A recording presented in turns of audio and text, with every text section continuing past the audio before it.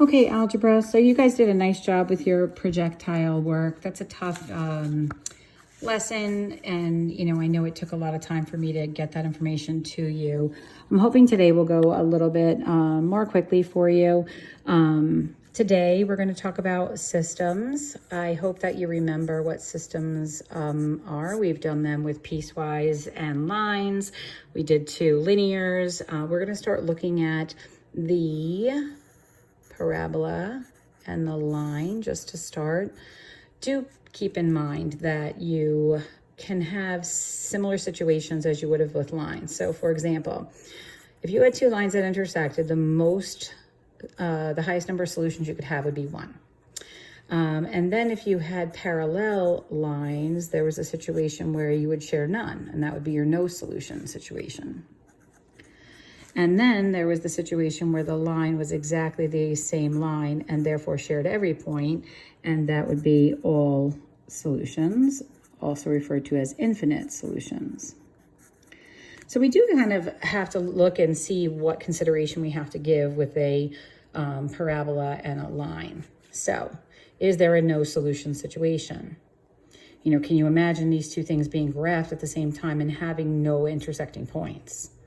And if you think about something like this, you might realize if this is its highest point and it's not going to touch the line, then these are not going to have any shared points. So this would be a good no solution situation.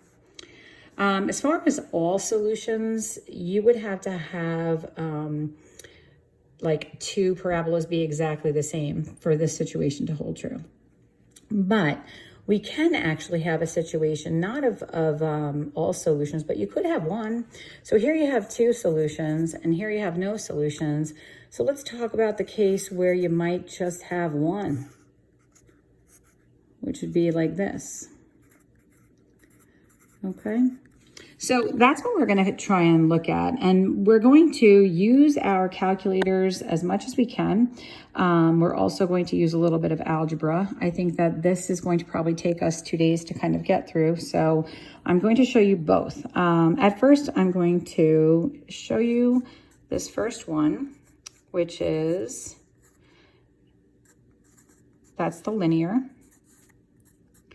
And we have x squared plus 43x minus 46, okay?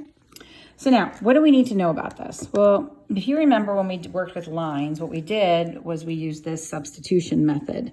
And we're gonna take care of that right now as well. Let me just change this y, it's looking a little funny to me. So, if y is equal to this, and y is also equal to that, doesn't it really mean that they're equal to each other? If y is equal to this, I can put this right in place of y. So I'm going to actually do that. I'm going to take this 43x minus 21. Because it's equal to y, I can put it right here. So I'm going to have 43x minus 21, and that's going to be equal to x squared plus 43x minus 46. Now, keep in mind what we're looking for. I mean, we do know we have a parabola. We do know we have a line. We do know that this is opening upward. So, sketches are always nice. We have a positive slope. So at most, we're looking for 2 points, right? So this is where it gets like a little interesting. You want to solve, so you're going to get it set equal to 0. So my advice to you is to do the additive inverse of both terms at the same time. Definitely line them up on top of each other. So then this will 0 out, and you'll be left with x squared, and this looks like it's going to be 25. Now, we know this. I mean, we've seen this before. Now, you do have a couple of ways of handling this. Now, remember, these are quadratics, so you choose the one that's best for you. So if you're strong at factoring, you see the difference of 2 perfect squares here, and you're pretty happy about that. If you're not and you want to use square root method is great for this one because there's no middle term. But you have to remember, when you introduce that square root sign, you have to consider both the positive and the negative. So what we have here is we have x's that are 5, and we also have -5, okay? But what does that mean? Well, don't forget, we're actually looking for, like this point's going to be -5. There's going to be a y that gets paired with it. This one's going to be a 5, and there's going to be a y that gets paired with it. So now I got to find out what that is. So I have a couple choices here. I can go into the line, which I would always prefer going into the line because going into the quad would be much more work. Write the original down.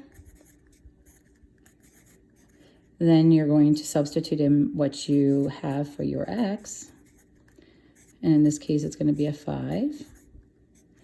And then we do the same thing over here. And I'll go to the calculator one time. And you're going to have 43. And that's going to be -5 minus 21. All right. So you go to your calculator. And I would advise you putting this into your calculator exactly as you see it. So 43 times 5 minus 21. And 43 times 5 minus 21 is 194. And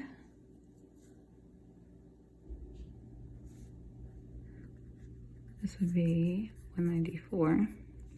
And then I have 43 times -5 minus 21. And that's -236. So 194. And this one's going to be -236. Now those numbers can seem a little odd to me, so I am actually going to go look in my calculator a little bit and see if that's true. So how do I do that? So I'm going to go into my calculator. Let me put it up here. And if you can see, I actually put the functions into the calculator. So I'm going to go to the table and I'm going to put in 5, which is my x. I'm in ask mode, you can see that. And I got 194 for each. And then I put -5 in, and it looks like I got -236 for each. So what is that saying? That's saying when the x is input the same in both functions, the output is the same. So that means that these 2 points are in fact accurate. So whenever you put in your results into your calculator, when your outputs are the same, that's when you have your solution. So I'm going to put them in right now. I have -5, and -5 is paired with -236. And then I have the 5, and that one is paired with the 194. Okay. All right. Now, I am not going to ask you guys to, get up to do 45 of these. I'm going to ask you guys to do just a number of them. I think that you'll come to see that you have to employ different types of processes when it comes to your quadratics. So let's take a quick look at this one here. Again, if y is equal to 28x plus 43, and the other y is equal to 7x squared plus 28x plus 15.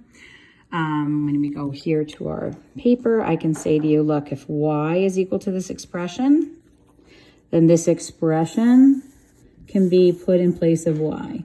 So I have 28x plus 43 is equal to 7x squared plus 28x plus 15. Now here's where your command of solving quadratics is really going to come into play. And if you get into the habit of doing this additive inverse piece in one shot, you might see that it'll get a little easier. Remember we set equal to 0. So I have now 7x squared. This zeroes out.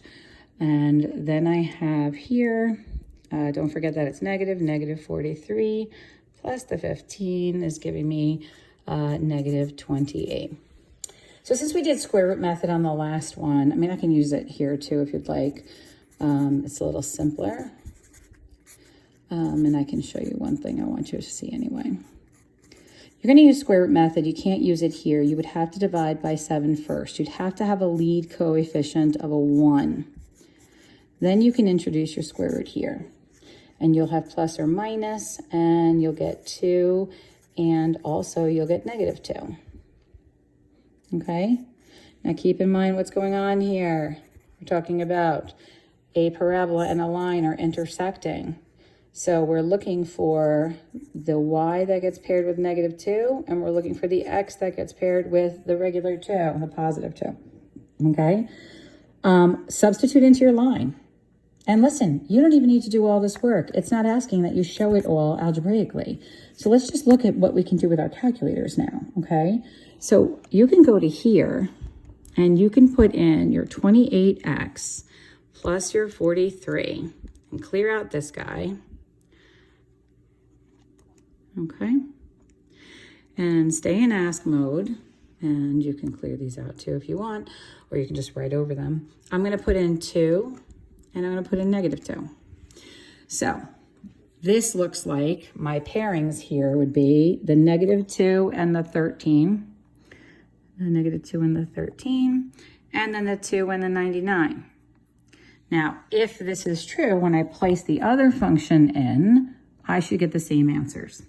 So let's do that. Let's do 7x squared plus the 28x plus the 15. And if I just go right back to the table and look at that, see how the outputs are the same? So I'm done.